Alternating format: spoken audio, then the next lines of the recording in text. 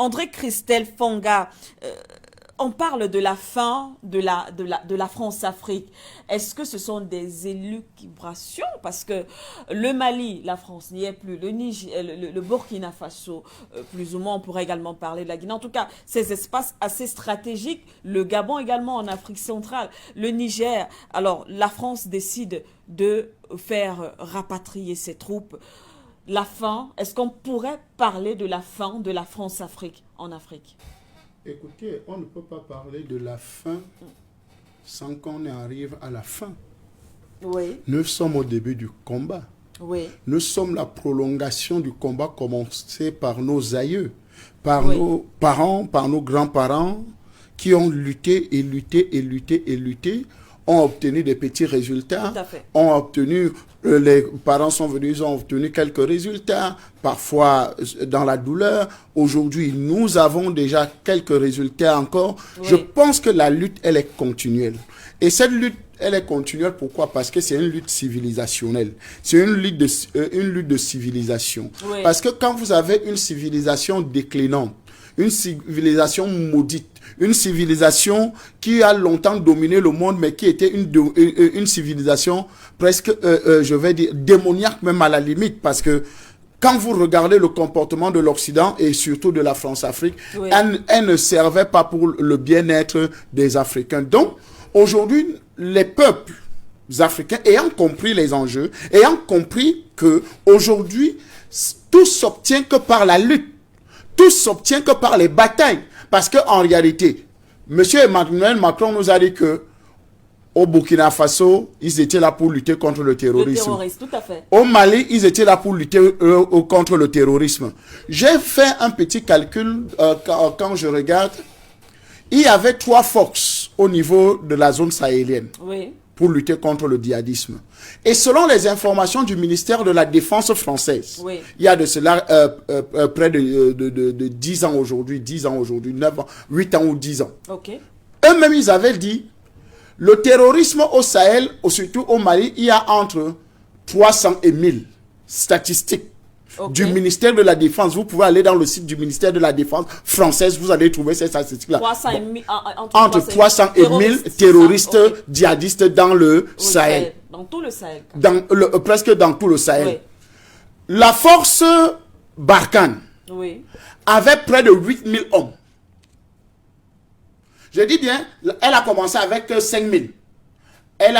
Des contingents sont encore arrivés. Tout à fait. Je dis bien la force Barkhane. Vous avez près de 8000 hommes. Selon vos propres statistiques, vous avez commencé avec 5000. C'est-à-dire 5000 contre 300, entre 300 et 1000. Admettons même 1000. Admettons 1000. Oui.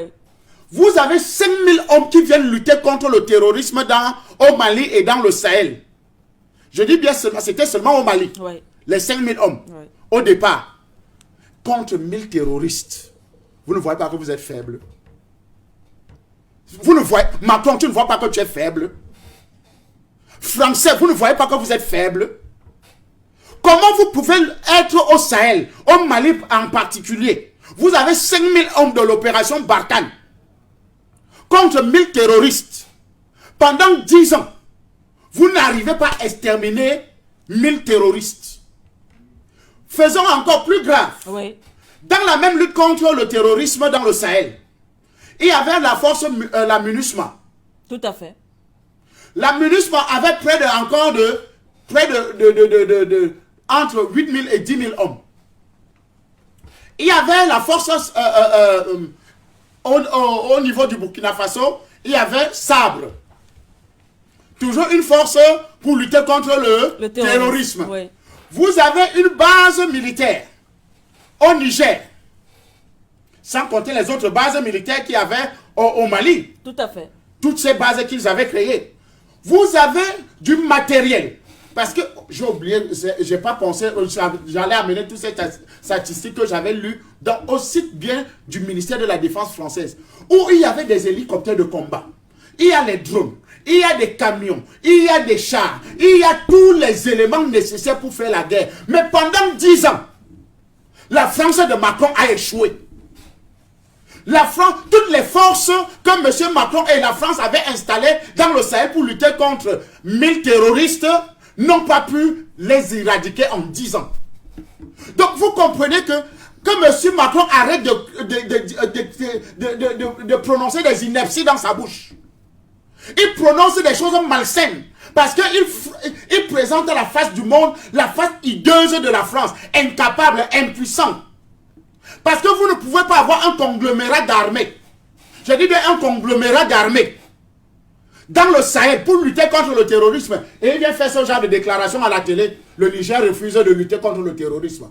Donc comme il va retirer les forces françaises, oui, ça veut dire que le Niger refuse de lutter contre... Toi, Macron, toi et ton armée et tes armées, toi avec toutes les forces, Barkhane, Sabre, MINUSMA et tout ce que vous avez fait là, pendant 10 ans, vous n'avez pas réussi à détruire 1000 terroristes.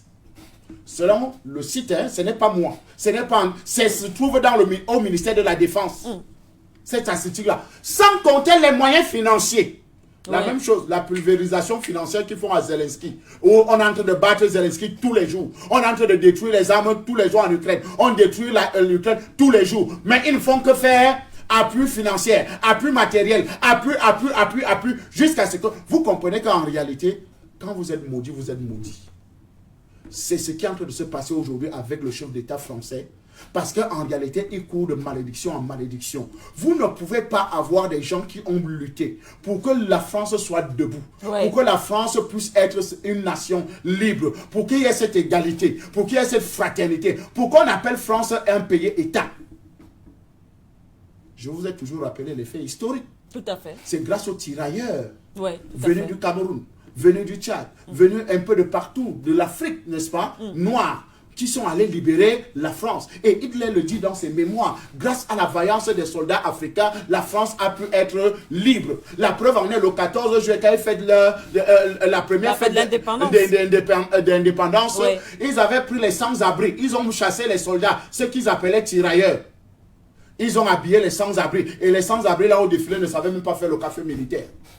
Donc, quand vous avez un peuple hypocrite, quand vous avez un peuple de feignants, quand vous avez un peuple qui est incapable de combattre pour sa propre liberté, et vient faire du chantage, vient instaurer dans un continent où il y a des vaillants guerriers, où il y a des vaillants hommes, et je salue comme ça les vaillants hommes du Mali, je salue comme ça les vaillants hommes du Burkina Faso, du Niger, je salue les vaillants hommes du Cameroun, un peu de partout, de cette Afrique qui bouillonne, libre et indépendante.